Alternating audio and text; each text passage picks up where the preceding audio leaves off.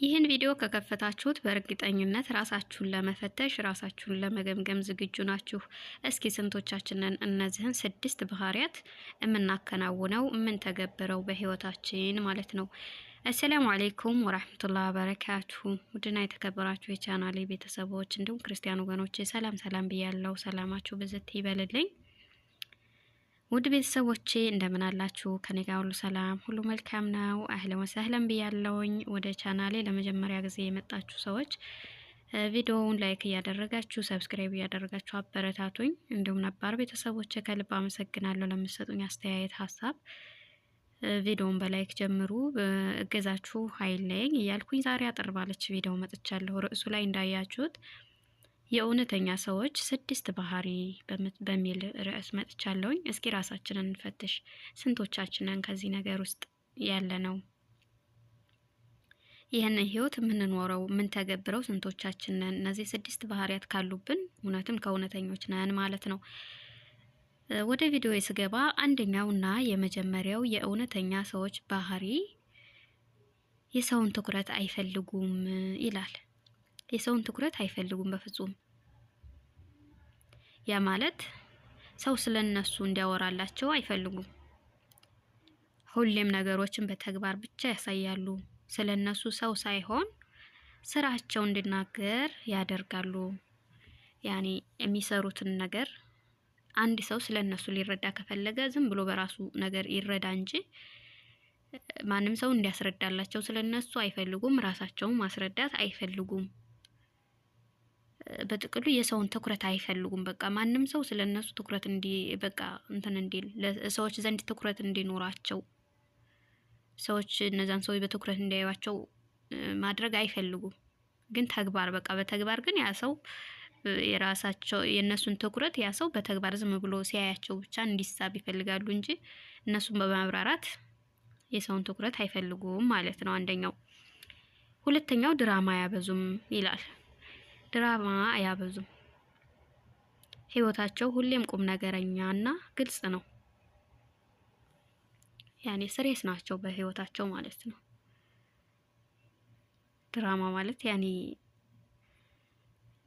ህይወታቸውን በቃ የሙከራ ስርጭት አያደርጉትም። በጥቅሉ በህይወታቸው ላይ የሚቀለድበት ሰዓት የለም። የሆነ በቃ አለ አይደለ በሆነ ባልሆነ ነገር የሚያባዝዙት የሆነ የሚያባክኑትም ጊዜ የላቸውም ማለት ነው። ያ ማለት በህይወታቸው ቀልድ አይቀልዱም፣ ያኔ አይጫወቱም። ሁሌም ኩስትር ብለው በቃ የሆነ እንደዛ ናቸው ማለት አይደለም። ቀልድ ይሄ ጨዋታ የሚባለው ቀልድና የህይወት ቀልድ ይለያያል። ሰው አንዳንዱ ሰው አሁን አይታችሁ ከሆነ በህይወታቸው እስኪ ልሞክረውና ከሆነ ይሆናል የሚባል ነገር እንደዚህ የሚባል ነገር የለም። በስርዓት የሚሰሩትን ነገር ይሰራሉ። ቀልድ የሆነ በቃ እስኪ ልሞክረው የሚባል ነገር የለም በህይወታቸው ላይ ማለት ነው። ሶስተኛው ለቁሳዊ ነገሮች ብዙም ትኩረት አይሰጡም። ያ ማለት የሆነ ዝም ብሎ በማይጠቅም ነገር ላይ አይሳቡም ማለት ነው። ለምሳሌ አንዳንድ ሰው እንደ ዘመኑ በፋሽኖች እና በብልጭልጮች ይገለባበጣል። የሆነ አለ አይደለ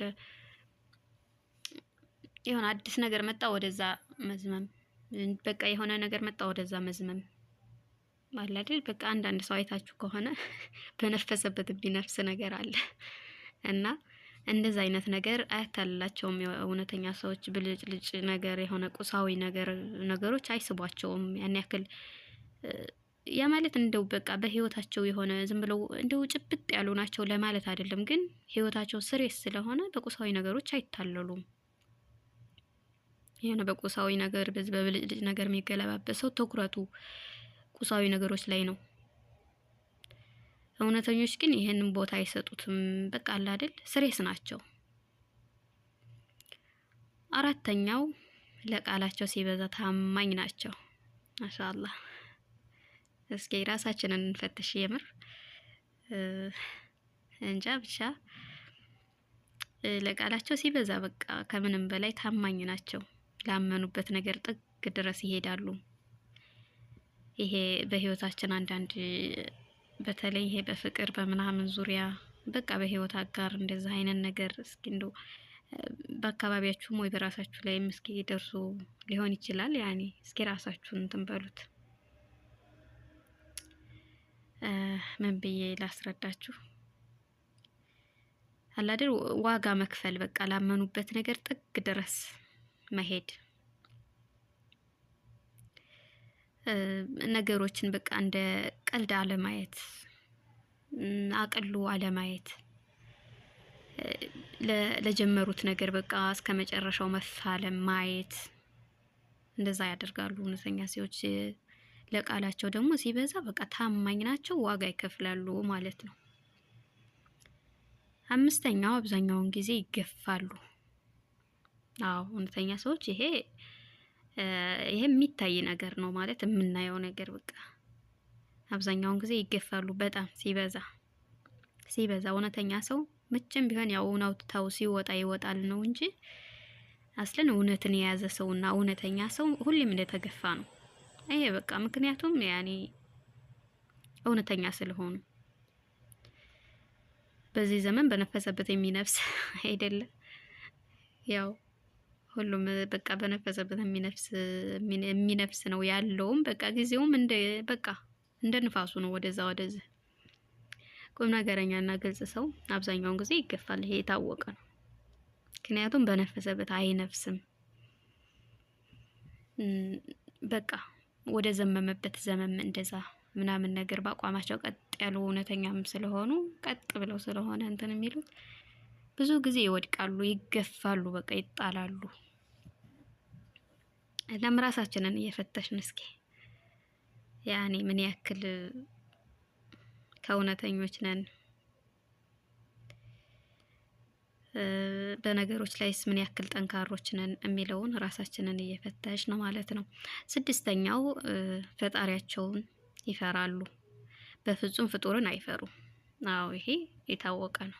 እውነተኛ ሰዎች የፈለገ ግዙፍ ሰው ቢሆን የፈለገ ብዙ ነገር በቃ ምንም ነገር ያኔ ከዛ ሰው ዘንድ አይታጣም የሚባል ሰው እንኳን ቢሆን ፈጣሪያቸውን እንጂ ፍጡርን አይፈሩም። ይሄ አለ አይደለ? ምን ብዬ ላስረዳችሁ? ያን ትክክለኛና እውነተኛ ህይወት የሚኖር ሰው ምንጊዜም ፈጣሪውን ነው እንጂ ፍጡርን አይፈራም። ያንን ሰው ልክ እንደ ራሱ ደረጃ አድርጎ ነው የሚያየው። ምንም ከፍ ያለ ሰው ይሁን ምንም ይሁን ያኔ ክብር የሚባል ነገር አለ። ክብር ለብቻው ነው።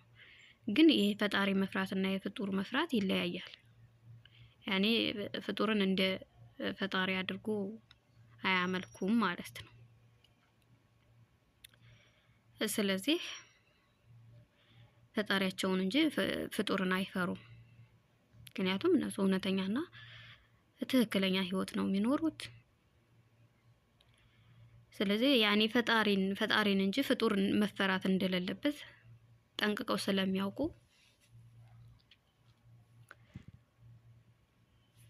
ፈጣሪያቸውን እንጂ ፍጡርን አይፈሩም ማለት ነው።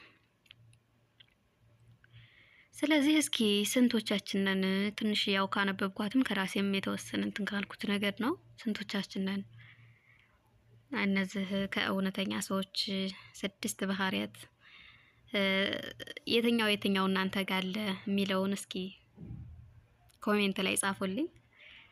ሙሉ በሙሉ እንደምትሆኑም ተስፋ አደርጋለሁ። የትኛው እኔ ጋር አለ እንዲህ አይነት ባህሪ እኔ ጋር አለ ከ6ቱ ባህሪያቶች እስኪ የትኛው ባህሪ እናንተ ዘንድ አለ? በእርግጠኝነት ሁሉም ነው የሚኖረው። በተለይ በስደት ያለን ሰዎች ኑሮ አብስሎናል። ስለዚህ ሁሉም እንደሚኖር ምናልባት እንደው አንዳንድ ሰው እንደው እንትን ያለ ሰው ካልሆነ በስተቀር ሁሉም ባህሪ ምክንያቱም በዚህ በስደት ዓለም የሚኖር ሰው ህይወት አብስሎታል።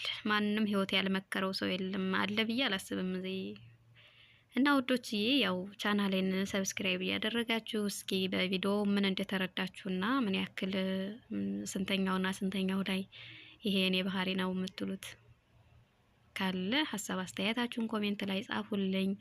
ስለምታበረታቱኝ ስለምትሰጡኝ አስተያየት ከልብ ነው ማመሰግነው። ወዳችኋለሁ፣ አከብራችኋለሁ። አሁንም ደግሞ አዲስ ሰው ካላችሁ ለመጀመሪያ ጊዜ ወደ ቻናሌ ከመጣችሁ ደግሞ ሰብስክራይብ ያደረጋችሁ ቤተሰብ ሁኑ። ነባሮቹንም ከልብ ነው ማመሰግነው።